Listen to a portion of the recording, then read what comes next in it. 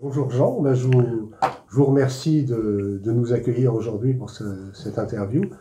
Je sais que c'est le premier interview sur cette période-là que vous subissez, donc je vous remercie de votre gentillesse. Et j'aimerais qu'on reparle donc de notre première rencontre. J'ai eu connaissance de l'existence de cette exposition par le compagnon d'une de mes petites filles qui est instituteur à Harfleur et qui avait vu les panneaux avec la liste des anciens combattants de 14-18, dont obligatoirement sur cette liste figuraient mon père et mon oncle, son frère. J'avais évidemment pas mal de renseignements concernant la guerre de 14-18 que mon père avait fait incarner, que j'avais relevé, et c'est comme ça que j'ai pris contact avec vous. Donc effectivement, je suis venu à votre rendez-vous et là j'ai été stupéfait parce qu'il y avait vraiment des documents extraordinaires. Vous avez montré en premier lieu le carnet, les éléments qui sont liés à la présence de votre papa sur le front en 14. J'ai même récupéré les petits carnets qu'il a pu faire pendant la guerre, pendant 5 ans, jusqu'en 1919.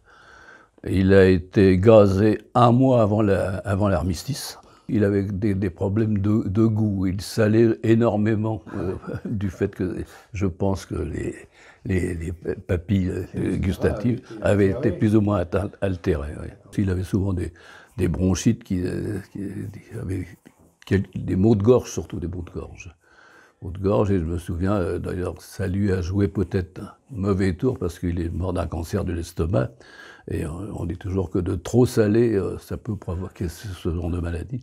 Et c'est le fait qu'il n'avait plus très bien le goût, il était obligé de saler énormément ce qu'il mangeait. Et j'ai toujours pensé que ça pouvait être la conséquence. Et donc il y a quelque chose d'étonnant aussi dans votre histoire, c'est que d'abord, quand vous m'avez montré ce que vous m'avez montré sur le carnet, la première photo qui m'a stupéfait, c'est en fait cette photo où on voit en 1880 la place d'Armes à Harfleur. Ouais. Et on y trouve donc quel type de personnage? On voit les militaires de l'époque. Les militaires de l'époque, et sur la gauche, on voit la musique d'Harfleur, voilà. La société musicale d'Harfleur, elle a dû être créée en 1880 ou 60. Mon père, par la suite, a dirigé cette harmonie dans les années qui ont précédé la Seconde Guerre mondiale. Ouais. Et de là, sur effectivement votre album familial, hein, ouais. on voit la trace de ces... Alors, c'était la musique harfleuraise? Société musicale d'Harfleur, on appelait ça. Parce qu'il y avait une société de tambours et clairons aussi, on appelait le réveil harfleurais. C'est ça. Et là, c'était une harmonie, il y avait donc des bois, des cuivres et bois, là, c'était une harmonie, c'était quand même différent. Et donc, on a la chance, dans votre album, de retrouver les photos des composants, enfin des membres, au fur et à mesure, presque année après année, oui, dans les années 30. C'est ça, ouais. De cette oui, jusqu'en 38, la dernière photo a dû être prise en 38, je crois. Il y a même une photo représentant mon père et mon oncle, quand ils étaient élèves en quelque sorte. Quoique mon oncle avait 2 ans de plus que son frère, et il formait déjà des musiciens solfège. Et ils avaient à l'époque, il devait avoir 18 ans, dans les 18-19 ans. Donc effectivement, vous aviez aussi le récit de votre oncle, Georges, oui. Qui était prisonnier à la Première Guerre mondiale. Et c'était terrible pour lui. Il y a une anecdote qui m'a toujours étonné. C'est quand il rapporte qu'un jour, il a été témoin par un contremaître allemand qui a brutalisé un jeune Allemand, parce qu'il y avait des jeunes Allemands, pratiquement des gamins, des gosses de 13-14 ans qui travaillaient aussi dans les mines. Peut-être ils n'étaient pas carrément dans les mines, mais ils étaient à la manœuvre des wagonnets en surface en général, certainement. Et puis mon oncle avait fait ressortir à l'Allemand qu'il n'était pas d'accord qu'il ne mais l'Allemand aurait pu très bien lui faire comprendre qu'il n'avait pas à se mêler de ces problèmes-là. Mais en fin de compte, l'Allemand, après, il il s'est calmé quand même. Bah, ouais. Mais mon oncle avait été révolté de voir la façon dont il avait rudoyé le jeune Allemand. Donc on a votre oncle, on a votre père qui était parti, et votre père, lui, du fait de sa connaissance en musique, avait été affecté à un régiment particulier. Il était dans les brancardiers. Ah, Ouais, étaient les brancardiers, oui. En général, tous les musiciens étaient brancardiers, ou tous les brancardiers étaient musiciens, si on peut dire. Oui, c'est vrai. Ils ramassaient les blessés. Et ça les empêchait pas par moments d'être bombardés aussi, de recevoir les obus. D'ailleurs, il y a les petits carnets là qui sont devant vous. On se rend compte évidemment que c'était écrit dans de mauvaises conditions, forcément. Ouais. D'autres là.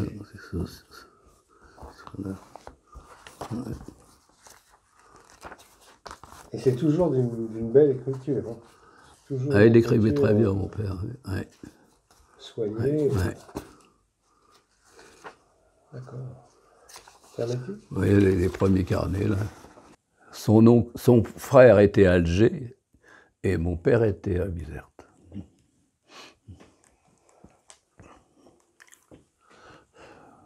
Comme beaucoup d'anciens combattants, il n'en parlait pas beaucoup en général.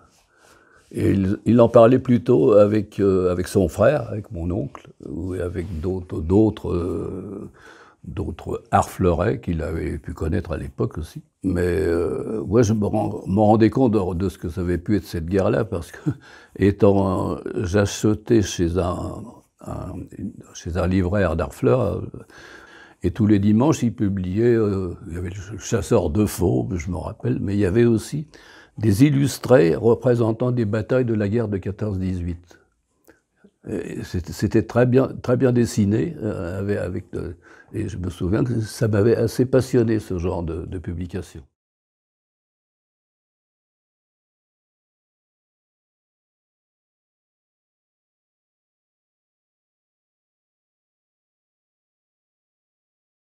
Oh, mais c'était assez cosmopolite, le Clos la Bédoyère. Il y avait un Belge, un autre camarade, Daniel, son père était belge, il avait épousé une Française aussi. Il y avait un couple de Polonais, et il y avait mon oncle qui était suisse-allemand, qui était à la limite du Clos la Bédoyère, et il y avait même un Chinois, qui était à l'école primaire avec moi d'ailleurs, dont le père était chinois. Il y avait beaucoup de Chinois avaient travaillé aux usines d'armement Schneider à l'époque, pendant 14-18, qui avaient épousé une Française aussi, une harfleuraise aussi. Ouais. Ah, c'était assez cosmopolite, le quartier. Vous avez aussi écrit votre journal. Oui. Ouais.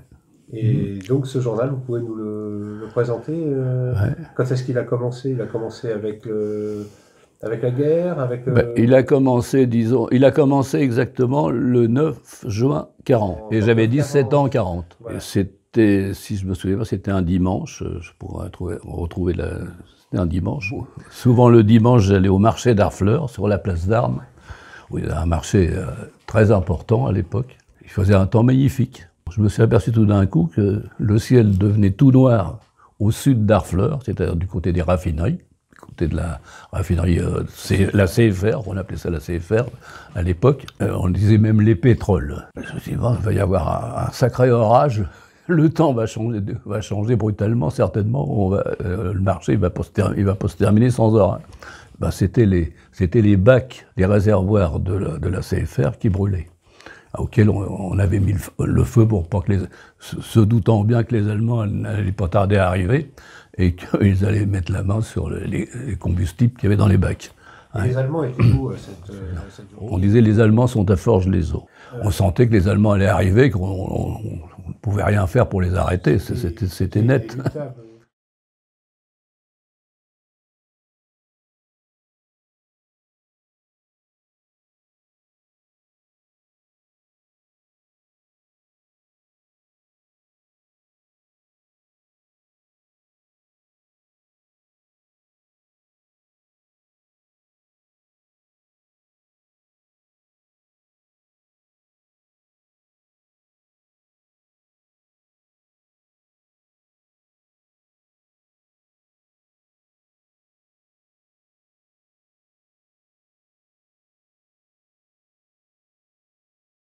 Donc, en fait, l'exode, quelque part, ça vous a pas surpris ce départ, puisque vous étiez quelqu'un de très organisé. Vous aviez déjà préparé quelque chose, je crois.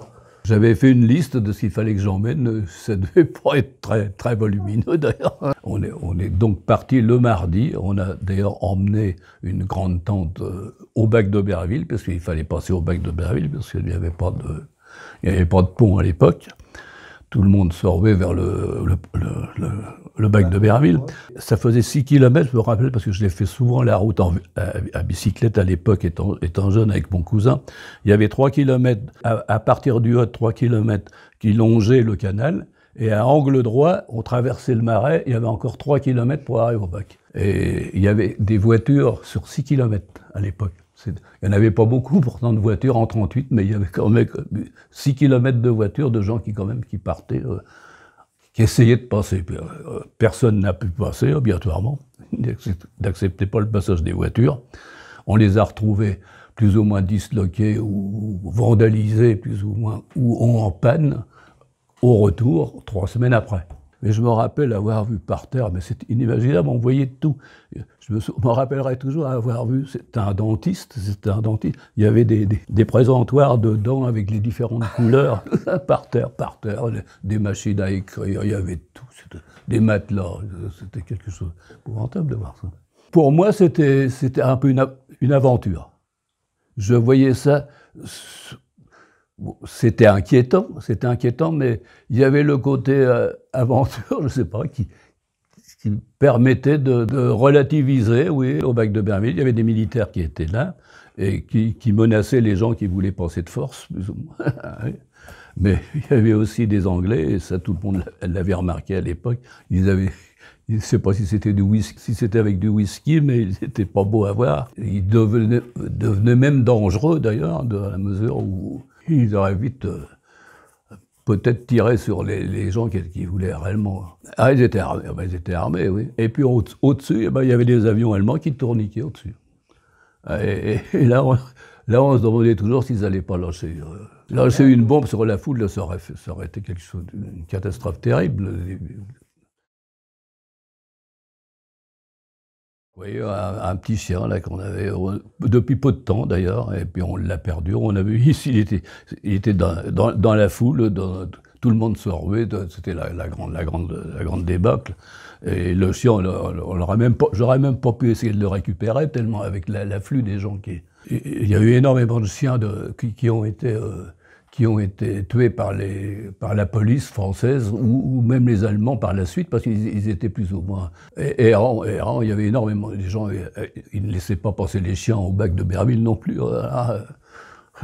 J'avais en mémoire simplement les premiers bombardements des Allemands en mai 40, quand ils ont bombardé le quai Georges V, les 2 casernes où il y avait des Anglais, au Havre, boulevard de Strasbourg, et Blé et Kléber, je me rappelle du nom des casernes, et puis aux alentours de la gare. Mais ça avait été pratiquement limité, là, les bombardements par les Allemands, en mai 40. Il y a eu des bombes incendiaires un petit peu partout aussi. C'est là où le printemps avait brûlé. Et le Monoprix aussi, il y avait un Monoprix à rue Aristide-Briand aussi, et un marchand de confection, je ne me souviens plus le nom, qui avait été atteint par des bombes incendiaires aussi. Mais ça n'avait pas duré longtemps, obligatoirement, parce que les Allemands sont arrivés peu de temps après. C'était en mai 40. L'exode a eu lieu en juin, au début juin 40. On a du mal à comprendre en tant que génération actuelle. On a du mal à comprendre cette terreur des civils face à l'arrivée des Allemands. Ouais. Comment ça s'expliquait? On entendait tout, que les Allemands coupaient les mains des enfants, de trucs invraisemblables. Mais oui, on entendait ça. Et quand vous avez passé le bac, vous ne saviez pas où vous alliez aller? Et non, on allait vers le sud. On a eu la chance quand même de connaître un charretier de la maison Charles, des bois exotiques, qui avait une petite maison à Moyau, je crois, c'était dans l'Eure, je crois. Il partait sur Bordeaux, il partait avec une voiture à cheval, un camion et un cheval. Et il y avait la femme du charretier et 2 petits-enfants, on rappelle. On est allé jusqu'à Mayenne. À Béraville, on a couché dehors avec mon frère, je m'en rappelle. Il y avait des éclats des CA qui... J'avais pas un éclat qui m'était tombé sur la jambe. C'était un petit éclat, c'était pas grave. Et il pleuvait, il y a eu une sorte d'orage la nuit. Et je me vois encore en train de me protéger sous une couverture. Sous une couverture de la pluie. À la fin, la pluie ne se terminait pas. Et j'avais mal dans les bras pour essayer de me protéger. Et le lendemain, on est reparti. On est passé à Pont-l'Évêque. À Pont-l'Évêque, il y avait la queue pour avoir du pain chez les boulangers. Ouais. Je me rappelle avoir mangé sur la route par la suite une sardine sur des petits beurres. Et puis en cours de route, on a été plus ou moins hébergé chez des cultivateurs. Au retour, on est repassé chez des cultivateurs qui nous avaient hébergés à l'aller. On avait apprécié réellement la soupe, c'est de la soupe ou le repas qu'ils nous avaient préparé. Ah, des gens sympas. Ouais. À Mayenne, on avait dormi à l'intérieur de la ferme. Il y avait des prisonniers français qui étaient en civil et dans la ferme. Et les Allemands qui sont arrivés, ils venaient en sens opposé, ils venaient dans la direction dans laquelle nous on partait. Et ils nous ont demandé s'il y avait des prisonniers. Alors, on a dit que non, évidemment qu'il n'y avait pas de prisonniers là. C'était une automitrailleuse, il y avait l'uniforme noir des SS. Et puis, où vous habitez, les au Havre. Ah ben au Havre, vous pouvez retourner. Vous pouvez repartir. Au Havre, il n'y a pas eu réellement la ville n'a pas trop souffert, vous pouvez repartir. Oui. Alors, en ce qui concerne un aspect qui m'interpelle, le premier contact que vous avez avec cet officier allemand, comment vous l'avez ressenti? Comme une agression ou par curiosité? Curiosité plutôt, oui. Curiosité, oui. Oui. Il n'y avait pas une forme d'humiliation, en fait, de voir les conquérants Oui, dans une certaine mesure. Non, on disait, mais qu'est-ce qui va nous arriver maintenant? C'est eux qui vont... C'est eux qui ont gagné. Qui ont gagné la guerre. Apparemment, à l'époque, on voyait que c'était eux qui avaient gagné la guerre. C'est sûr. Ici, Radiodiffusion nationale de l'État français. Mesdames, Messieurs, Monsieur le maréchal Pétain, président du Conseil des ministres, vous parle. Français, à l'appel de Monsieur le Président de la République, j'assume à partir d'aujourd'hui la direction du gouvernement de la France. Sûr de l'affection de notre admirable armée qui lutte avec un héroïsme digne de ses longues traditions militaires contre un ennemi supérieur en nombre et en armes. Sûr que par sa magnifique résistance, elle a rempli nos devoirs vis-à-vis de nos alliés. Je fais à la France le don de ma personne pour atténuer son malheur. En ces heures douloureuses, je pense aux malheureux réfugiés qui, dans un dénuement extrême, sillonnent nos routes. Je leur exprime ma compassion et ma sollicitude. C'est le cœur serré que je vous dis aujourd'hui qu'il faut cesser le combat. Et de ce fait-là, on est donc reparti. On a repris à peu près le même itinéraire qu'on avait pris à l'aller. Et sur ce passage sur l'Exode, il y a quelque chose qui m'avait étonné aussi, c'est cette agression dont vous avez été témoin. Je me souviens que c'était sur la route là, de retour. Et puis brusquement, on a vu des gens qui couraient. Hein, une voiture s'arrêtait. On a entendu des clameurs. Je ne me souviens plus si on l'avait toujours, cette voiture de chez Charles, au retour. Oui, on devait l'avoir encore. On était encore avec cette voiture-là quand il y a eu cette fameuse attaque de bandits. On avait dit que c'était ils avaient libéré les prisons. Ils avaient libéré les prisons de Caen ou de par là. Et on était un peu plus loin, ça aurait pu nous arriver aussi. Hein.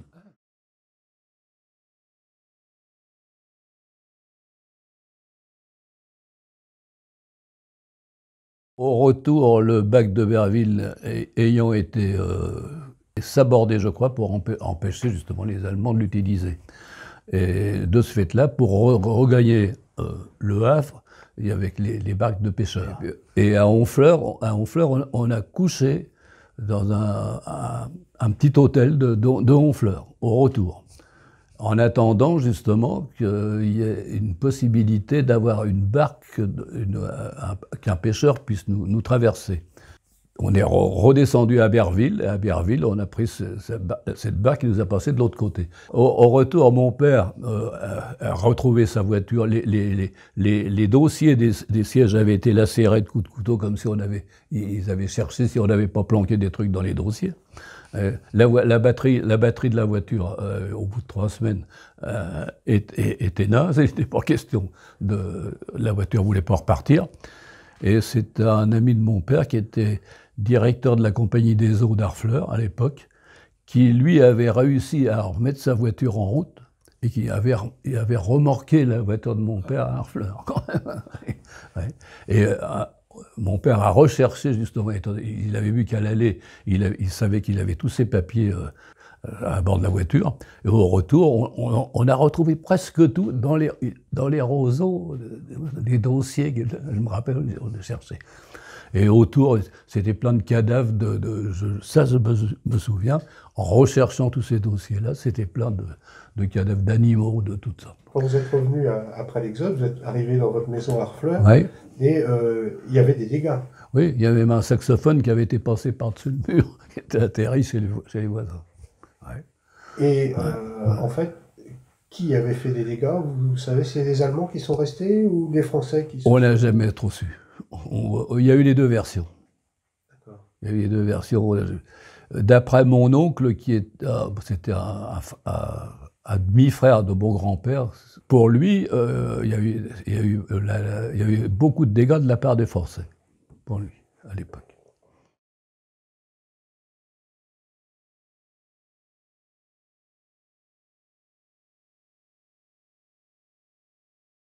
Bonjour Jean, très heureux de vous retrouver aujourd'hui.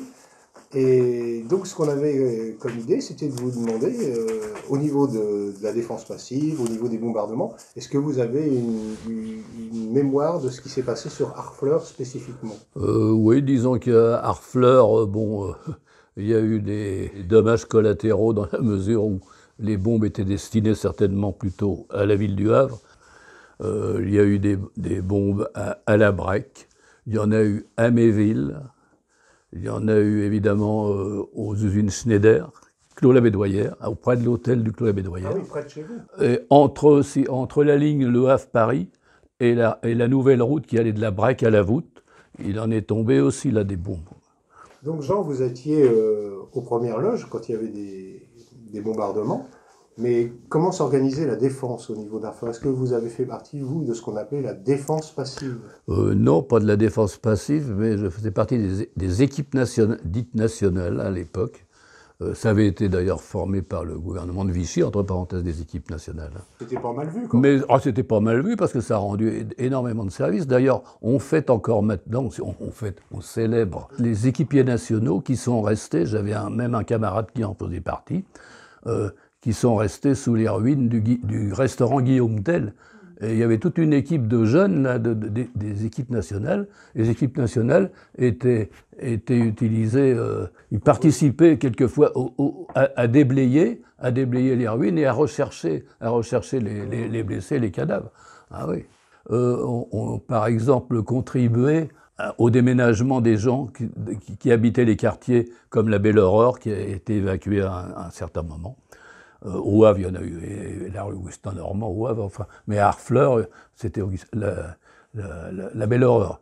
En ce qui concerne la défense elle-même, physiquement, est-ce que vous avez des souvenirs? Parce qu'on sait qu'il y avait des abris, il y avait 2 abris sur Harfleur, généraux, et il y avait des tranchées également, notamment 3 grandes tranchées qui étaient situées sur la place d'Armes. Est-ce que vous avez un souvenir par rapport à ça? Non, je ne me souviens pas du tout de ces tranchées place d'Armes.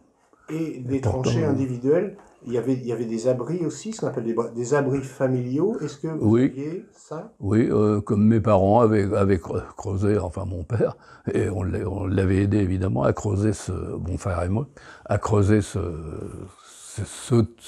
c'était un trou, il faisait 2 mètres par 2 à peu près, et puis peut-être 1,50 m de profondeur. Et puis bon, on l'a jamais utilisé en fin de compte. Réellement, si Harfleur avait été franchement visé, ben, là, je pense qu'il aurait fallu y aller dans les trous. Ça, c'est sûr. Bon, en dehors d'Harfleur, au niveau du Havre, vous avez été témoin aussi d'alertes où vous avez failli laisser votre peau. Oui, oui.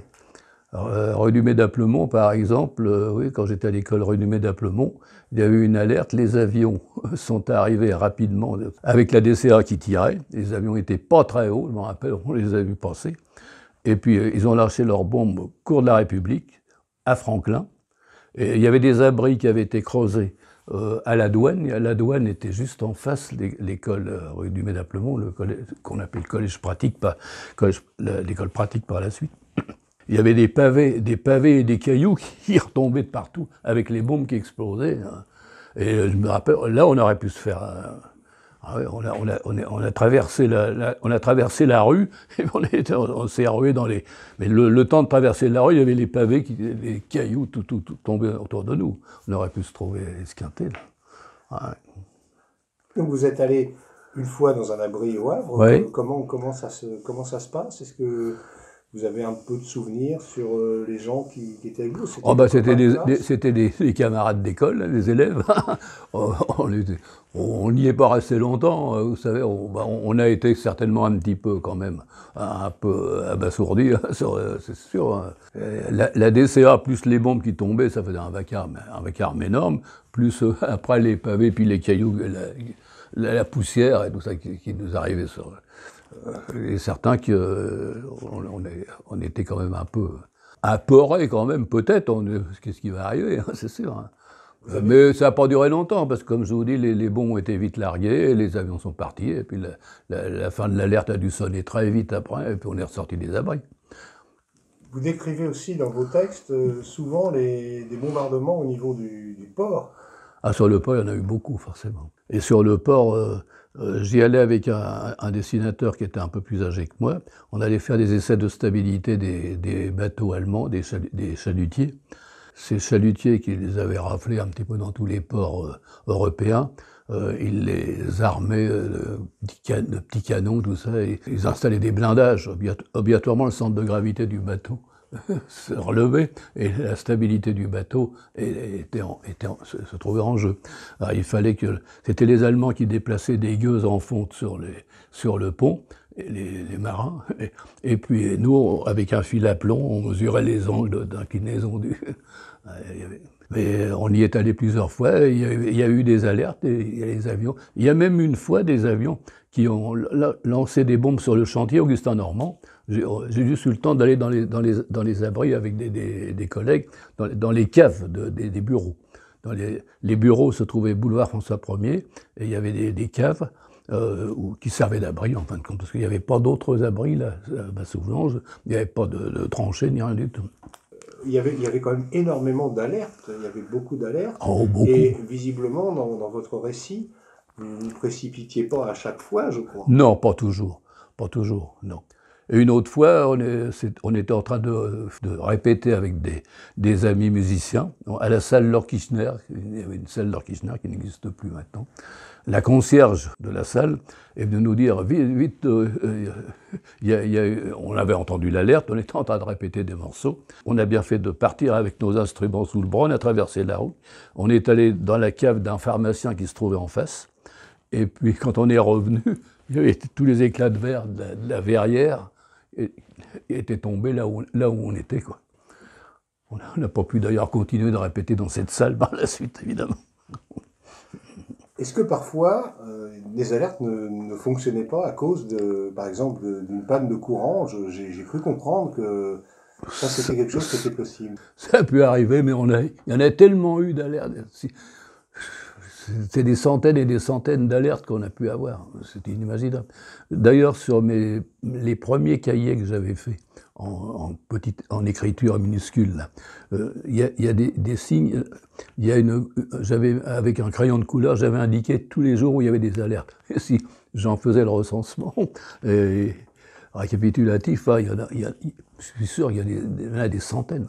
Justement, pendant les 17 mois où il n'y a eu aucune bombe au Havre, on a eu On avait toujours les alertes, parce que les avions passaient pratiquement tous au-dessus du Havre, pour aller à Turin, en Italie, entre parenthèses, énormément de bombardements à Turin.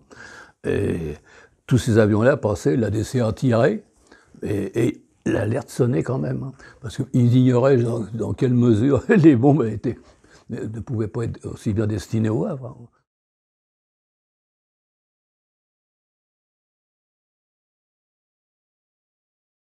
Mon camarade, le fameux Rémy, apprenait l'allemand comme moi. Et à plusieurs reprises, je me suis trouvé à parler comme ça avec des Allemands.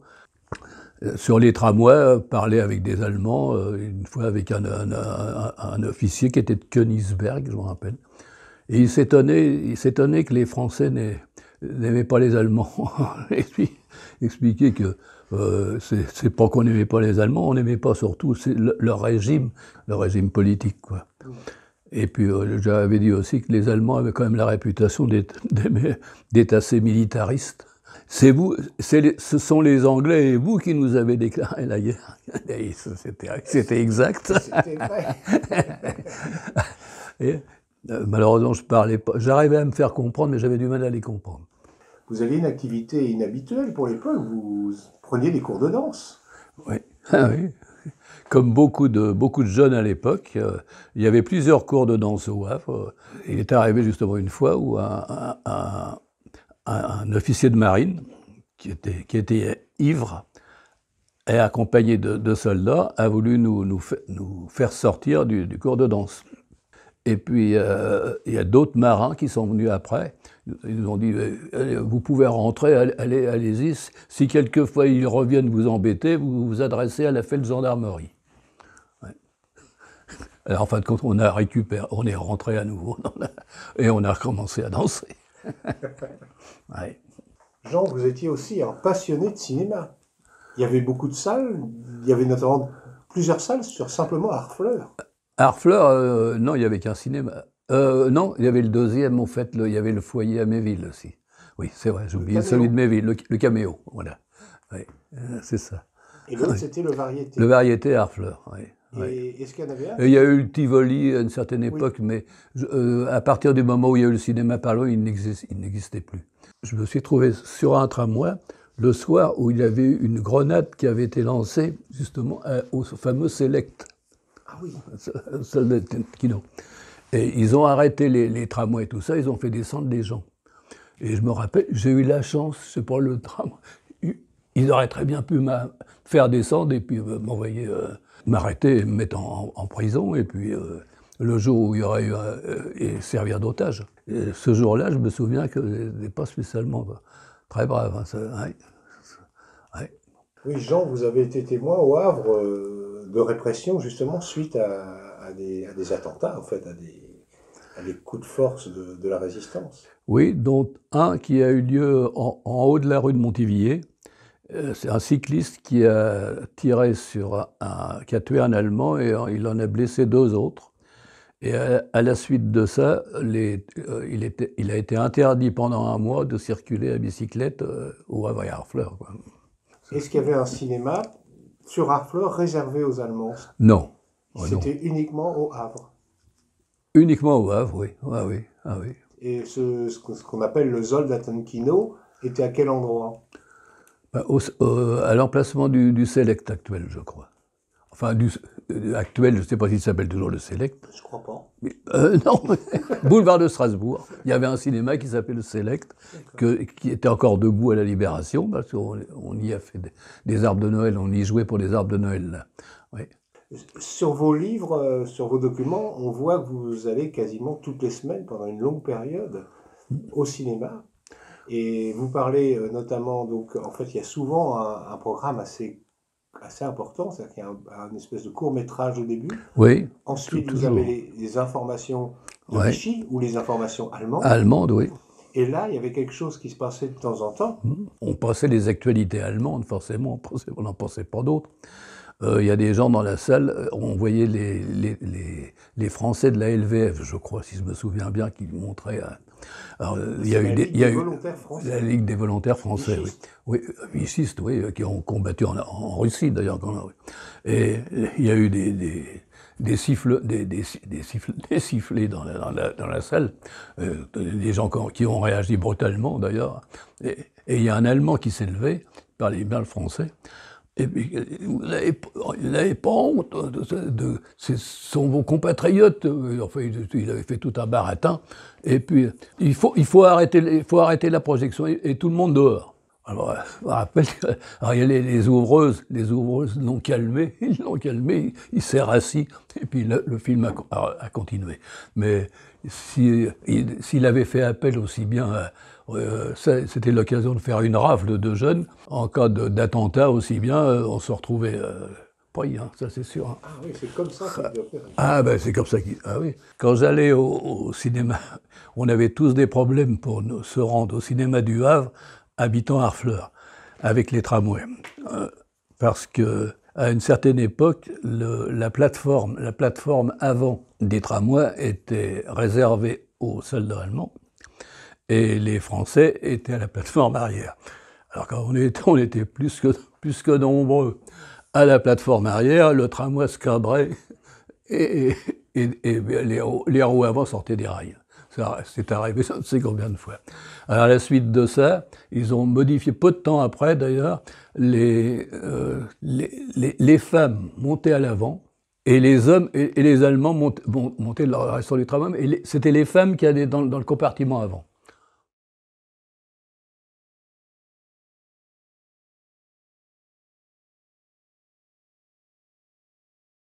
Et en ce qui concerne la fin de la guerre, enfin pour le Havre, c'est-à-dire les bombardements de septembre 1944, vous n'étiez plus sur le Havre, je crois. Non, en septembre 1944, j'étais à Saint-Laurent.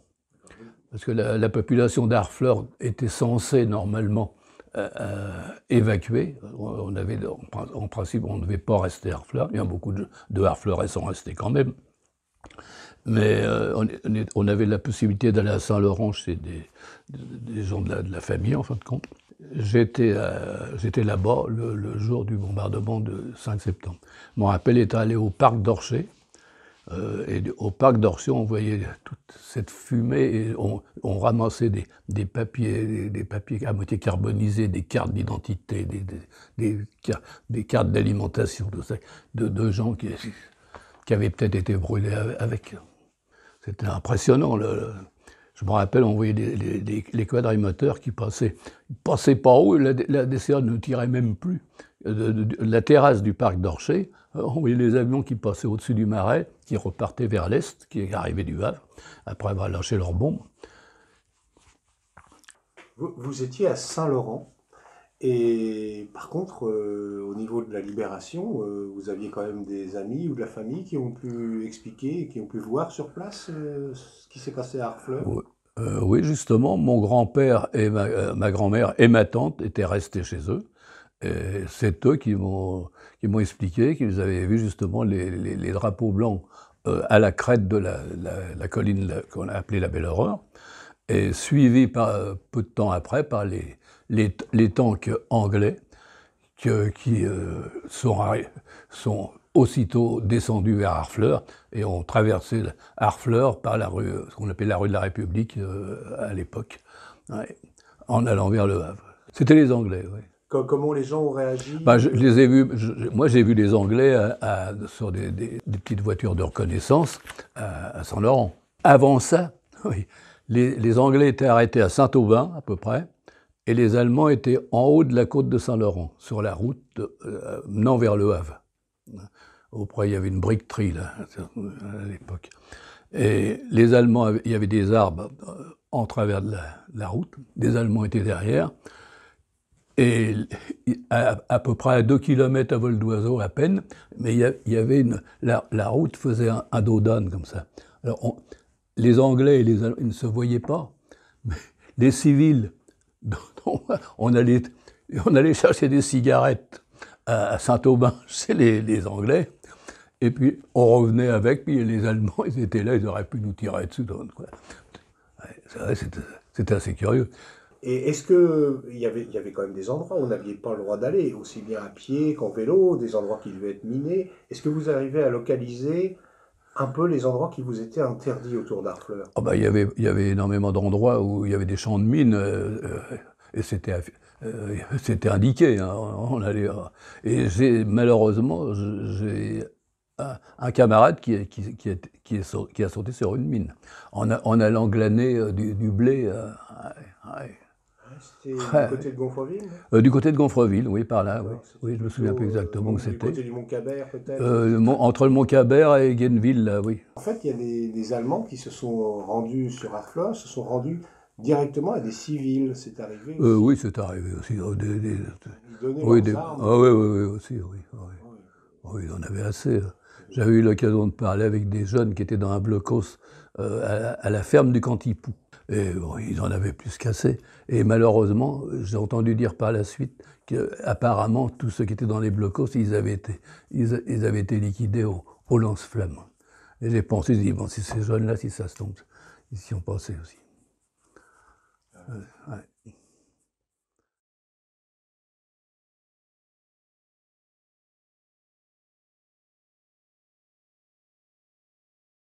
Oui, Jean, vous aviez donc 17 ans au début de la guerre. C'est quand même un âge où on mangerait tout ce qui existe autour de soi. Et donc cette traversée de la guerre a dû être terrible pour votre estomac d'adolescent. Dans les années 40 et 41, surtout. Après, ça a été plutôt mieux. Mais 40-41, ça a été dur. On avait souvent faim. Il y avait des tickets de rationnement, mais ils ne correspondaient pas à la non, nourriture pas toujours. suffisante pour un adolescent. Non. On avait par exemple à Harfleur, ils distribuaient un numéro d'ordre pour que les gens fassent la queue et puis ne trichent pas.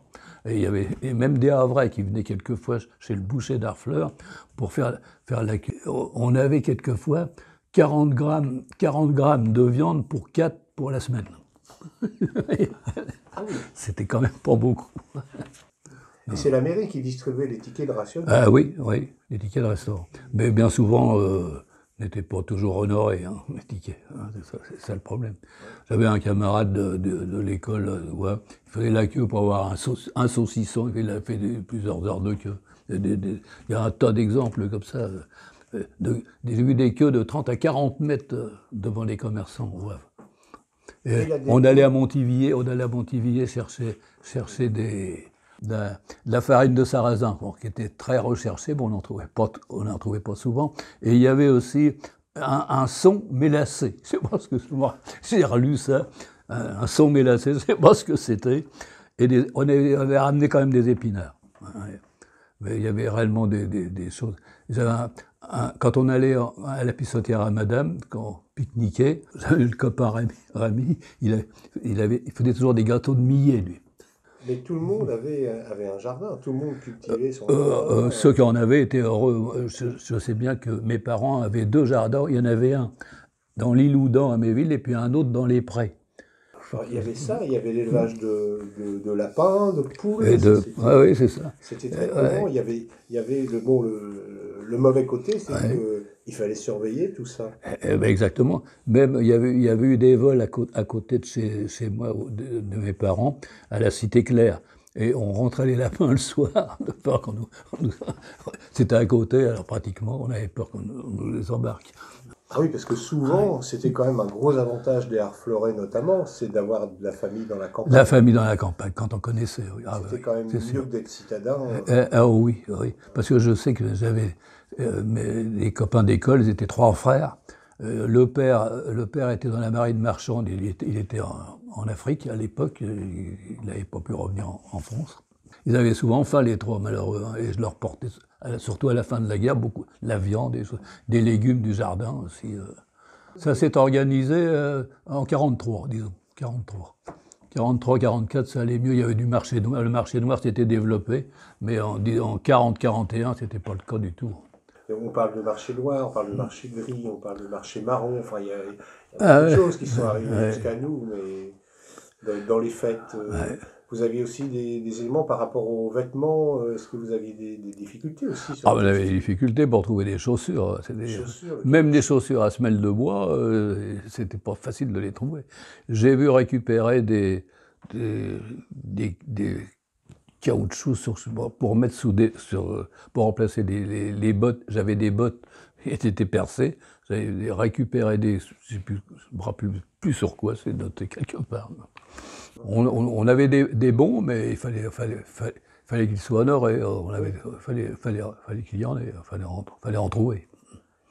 Et le chauffage aussi, puisqu'a priori l'année Ah, le 41 chauffage, était oui. très difficile. Chauffage, il y a des gens qui récupéraient de la poudre de charbon, ce qu'on appelait à la Gironde, la Gironde en bordure du pont de Tancarville, entre le pont 7 et le pont 8. Là où il y a eu une usine à une certaine époque. Mon camarade allait en récupérer, et ma tante, j'avais ma tante Yvonne, elle est aussi à ramasser de la poussière de charbon là-bas, parce que le charbon était rare aussi, c'est sûr. On peut dire qu'en janvier 41, il y en a eu de la neige. Et même début février, on a eu un hiver 40-41 qui était très dur. Hein. Ah ouais. Les grands commerçants d'Harfleur, qu'est-ce que vous pourriez me citer éventuellement Il y avait Ardouin, boulanger. Il y avait Ardouin, boulanger. Il y avait Régnier, c'était un boucher. Gand, le boucher, Gand. Ah oui, c'est là où s'approvisionner, c'était tout près de là où j'habitais. Il y avait beaucoup de cafés. J'ai vu le nombre de cafés. En 1939, il y avait 33 cafés sur Harfleur. Vous avez, je crois que c'était plus que ça. Ah bon 33, mon cousin avait fait le recensement, justement. Et justement, je m'étais toujours promis d'essayer de le refaire. De mémoire, je crois que j'arriverai à retrouver à peu près. Bon, Jean, on vous remercie beaucoup, donc au nom de l'équipe du Havre Secret et des amis du musée d'Harfleur, pour cet accueil. Vous avez vraiment été quelqu'un d'exceptionnel. Hein. Je pense que, oui, je sais, votre humilité va être touchée, mais non, nous on a vraiment beaucoup apprécié votre accueil, y compris la présence de votre famille, qui a été vraiment extrêmement utile et qui a partagé notre plaisir également. Donc j'espère une autre fois, puisque chaque question qu'on vous a posée nous a amené à nous en poser nous-mêmes 2 ou 3 à chaque fois. Donc c'est une infinité de questions qui nous resteraient posées. Je pense que je pourrais vous satisfaire parce que j'aurai énormément de choses encore à vous dire.